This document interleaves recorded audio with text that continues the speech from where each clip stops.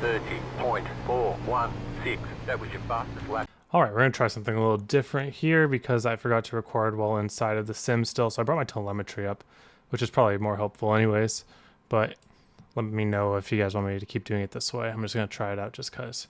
So I'm going up here, and what I do is I let out on the top lane about to half until my car starts pointing down the hill. Then I full throttle. It's going to be loose, so you got to wrangle it a bit, but that's how you get the most speed.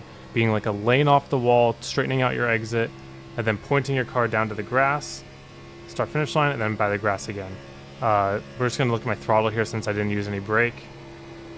And so, as you can see right here, you might not be able to see, but the top here is 100%, and the bottom is 70%. So I'm only blipping out to 70%, and I'm just kind of holding it around there, between that 70 and 90%. And I just hold it. So I'm actually diving pretty deep. So I'm full throttle. And then about halfway down the track, I go to 70%. And then I hold 70%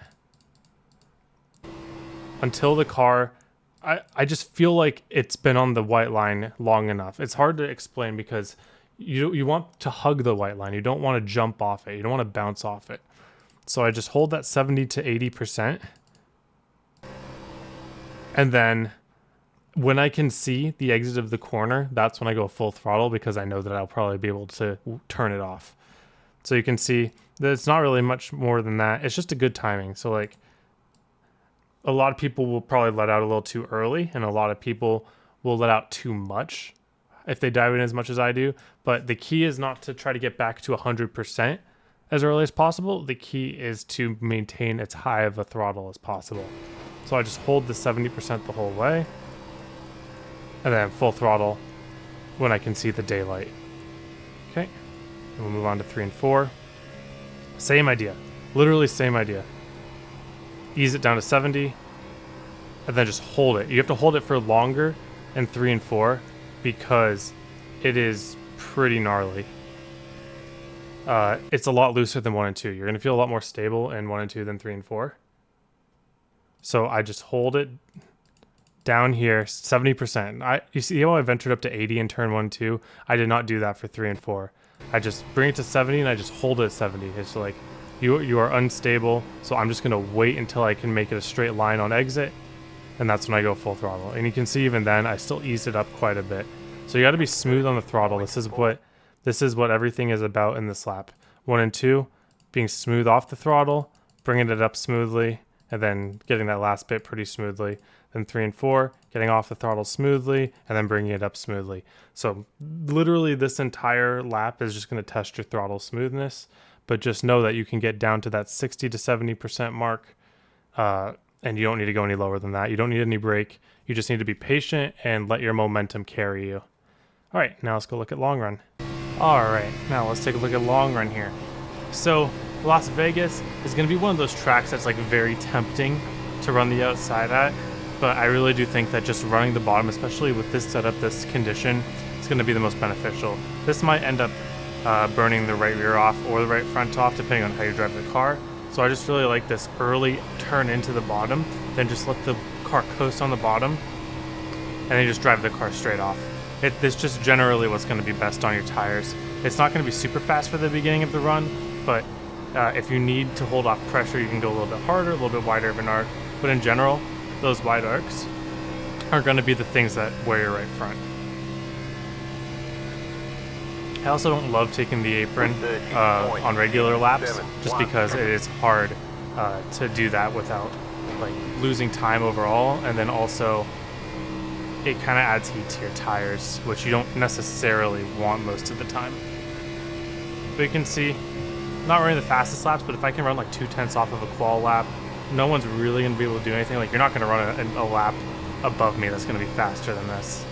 So as long as you don't have a ton of pressure, you can just run these really easy laps, and notice how I'm getting off the throttle. I know I talked about it already looking at the qual lap, but getting off the throttle smoothly and early just helps you stick to that bottom, and you can just drive the car straight out. You see how the line doesn't really seem correct, but I'm just trying to keep the car as balanced load on both tires as possible, and the best way for me to do that is just to kind of shallow entry, and then get the car pointed straight, not too loose, not too tight, and then just drive it straight up to the wall. That line there, it's not going to feel fast when you do it, but you'll notice that it's not really slower than widening the arc, trying to make a little bit prettier of an arc, but you're going to find yourself using a lot less steering wheel to make these corners happen.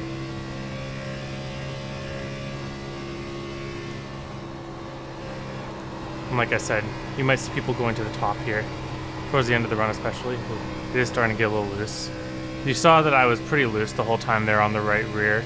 You want to avoid that because this set will probably end up going into a right rear wear. So you just want to keep the car as straight as possible, which is why I like to keep the car just on the bottom and then drive up the hill almost like in a straight line, almost like you're just driving towards the wall on purpose. But that's what helps keep your right rear under you.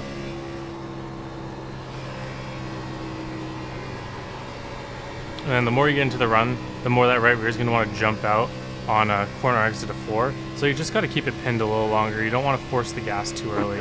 Just everything you can do not to slide that rear tire, and everything you can do not to push the front tire. That's how you're going to save tires here. And then if people go to the top, like I'll try top of 3 and 4 doesn't feel like it'll work on the top ever, in my opinion. I could be wrong, but it's just the angle of the corner. Let's try it. Let's try it. Let's embarrass myself here. Okay, that's fine. Yeah, that's all right.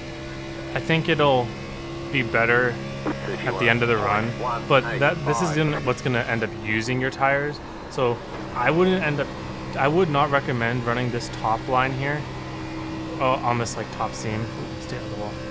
You see how there's not much of a run to be gained, so I'm just kind of losing a lot on corner entry and then not even getting much of a run on corner center.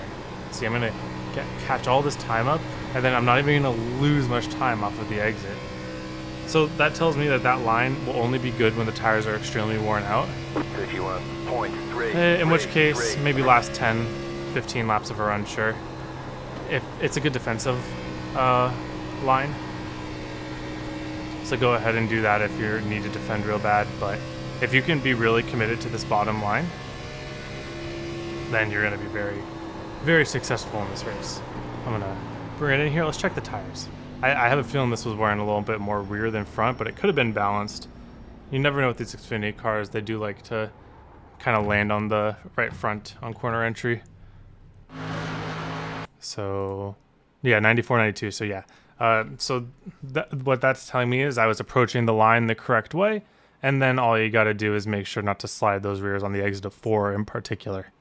All right. Thank you all for watching. Hope you have a wonderful day, and I hope to see you all on the track.